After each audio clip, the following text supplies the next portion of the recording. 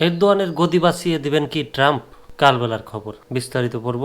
কঠিন এক সময় পার করছেন তুরস্কের প্রেসিডেন্ট রিসেপ তাইপ এরদোয়ান। 2 দশক শক্ত হাতে আশকারাকে শাসন করেছেন তিনি। ক্ষমতার চেয়ার আগলে রাখার জন্য কখনো হয়েছেন প্রধানমন্ত্রী, আবার কখনো হয়েছেন প্রেসিডেন্ট। কিন্তু এই সময়ে নানা চড়াই উতরাই পেরিয়ে ক্ষমতায় টিকে গেলেও সাম্প্রতিক সময়ে বেশ চাপের মুখে পড়েছেন তুরস্কের 71 বছর বয়সী লৌহ মানব। আগামী নির্বাচনে এরদোয়ান হেরে যেতে পারেন বলে অনেকে আশঙ্কা করছেন। তবে তার হার মানতে নারাজ তিনি। ধারণা করা হচ্ছে মধ্যবর্তী নির্বাচন দেওয়ার মাধ্যমে ক্ষমতাটাকে আরও দীর্ঘায়িত করার পরিকল্পনা করছেন এরদোয়ান। কিন্তু পথের কাঁটা হয়ে দাঁড়িয়েছেন তুরস্কের ঐতিহাসিক শহর ইস্তাম্বুলের মেয়র একরাম ইমামোগলু। ইস্তানবুলের মেয়র নির্বাচনে 2 দফা এরদোয়ান সমর্থিত প্রার্থীকে বিশাল ব্যবধানে হারিয়েছেন এই ইমামোগলু। শেষমেশ ঘোষণা দেন এরপর প্রেসিডেন্ট পদে এরদোয়ানের বিপক্ষে দাঁড়াবেন। জনপ্রিয় এই রাজনীতিবিদ যে খবরে নড়েচড়ে বসেন তুর্কি রাজনৈতিক প্রতিহিংসা উল্লেখ করেন তারা। জানান ইমামোগলুকে মুক্তি না দেওয়া পর্যন্ত চালিয়ে যাবেন এই আন্দোলন।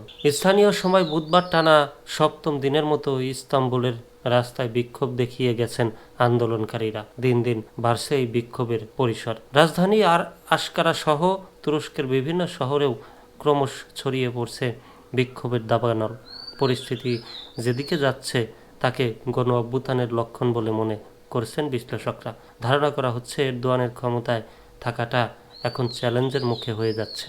তবে বিশ্লেষকদের কেউ কেউ মনে করছেন ইমামোগলু ইস্যুতে এরদোয়ানের উপর তেমন কোনো চাপ নেই। এই ইস্যুতে ইউরোপীয় ইউনিয়নও জাতিসংঘ ছাড়া তেমন উচ্চবাচ্য করছে না যুক্তরাষ্ট্র তার পশ্চিমা মিত্ররা। তো ফলে মনে হচ্ছে নরবরে হয়ে যাওয়া এরদোয়ানের গদিটা এক প্রকার বাঁচিয়েই দিচ্ছেন মার্কিন প্রেসিডেন্ট ডোনাল্ড ট্রাম্প। বার্তা সংস্থা রয়টার্স বলছে, ন্যাটোভুক্ত দেশ হওয়ার পরও রাশিয়ার সঙ্গে সুসম্পর্ক বজায় রেখেছিলেন এরদোয়ান। এজন্য বিগত বাইডেন প্রশাসন তার উপর ছিল কঠোর। কিন্তু সেই কঠোর অবস্থান থেকে সরে এসেছেন ডোনাল্ড ট্রাম্প, কারণ ট্রাম্প নিজেও রাশিয়ার বিষয়ে নমনীয়।